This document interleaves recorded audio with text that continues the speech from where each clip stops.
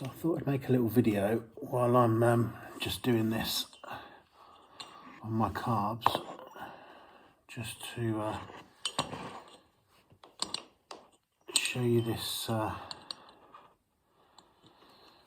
this way of balancing them up, your carb tops and your pucks, which I haven't come up with. This was taught to me.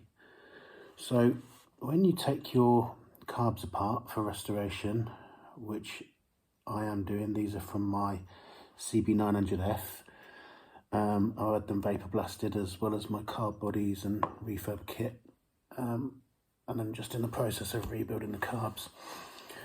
When you strip them down, you take them apart, you should match up or leave together all of your pucks and all of your carb tops. So keep number one matched together, number two matched together, etc. As many as you've got.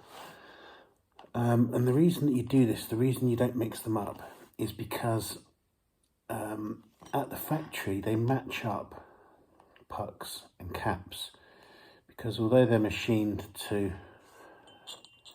specification, they are still slightly different sometimes. So they'll make sure that you get a puck which matches the cap perfectly. Now, as I've done with these, I've kept them matched up, but the problem is, by the time you're working with classic carbs, you don't know how many times those carbs have been taken apart before. These carbs have been taken apart at least once. You can usually tell by the screw holes that a screwdriver's been on them before when being disassembled. Also, there was parts missing from these carbs, and they also had the wrong jets fitted, so someone's definitely been in there before. So unless someone's kept the caps and the tops matched together, you don't know that someone else hasn't mixed them up. So if someone's been in the carbs, more than likely they're mixed up. Now, there is a way for you to match them up yourself, which is what I'm going to show you now, which is quite simple. So all I've done is I've stuck a bit of insulation tape over the holes in the puck, just to block off those air holes. And then what you do is you put your puck in the top, hold it level on the top there, and just make sure that it drops as slowly as possible and it's very smooth. Now, you may see, or you may not in this light, but you may see there's a difference between the tops of carb 1 and 4 and carbs 2 and 3. And the reason for this was somebody has decided to chrome the carb tops on 1 and 4, because these are the ones that you can see. They didn't do 2 and 3 because they're underneath the tank and you can't see them. But the problem with that is they also chromed the inside of the caps, meaning that the caps were slightly smaller, and when you put the pucks in, the pucks just wedged in there, and you had to give it a little bit of a jiggle around to get them to drop in. So I doubt these carbs ever ran properly since they were chromed, but I've now had these two de-chromed and they're now operating correctly. So this isn't actually the best set of carbs for me to show you this with, because they all slide perfectly well and they all slide virtually at the same speed. You can obviously test if they're falling at the same speed by getting two of them together, holding the lips in the right place with your finger and then releasing.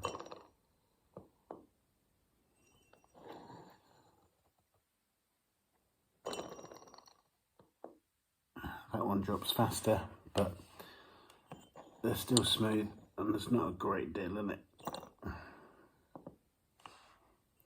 So if we try with these two,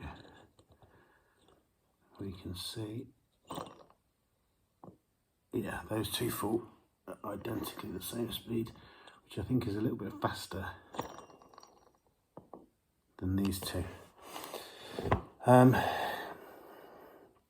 Anyway, what you might find if you've had caps and pucks mixed up and there is some slight differences, that you may drop a puck and it may catch, or you may drop a puck and it might drop to the bottom a lot quicker than any of the others.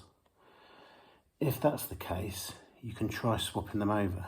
So if one gets stuck, try it in the next cap and the next cap until you find one that doesn't. And then try one in this to make sure it isn't the cap that's blocking them. Jiggle them around, swap them about, make sure you know which one's which. So if you decide you can't get it any better than it is and you need to put them back in their original places, you can do. So mark them up. But yeah, you can swap them around. You may find that, as I say, they've been swapped and they don't drop in properly, or they drop in too fast compared to the others. You might have two that stick and two that don't. And then you may find that you swap them around and you can get them all falling at a relatively similar speed and all relatively smoothly, as these are.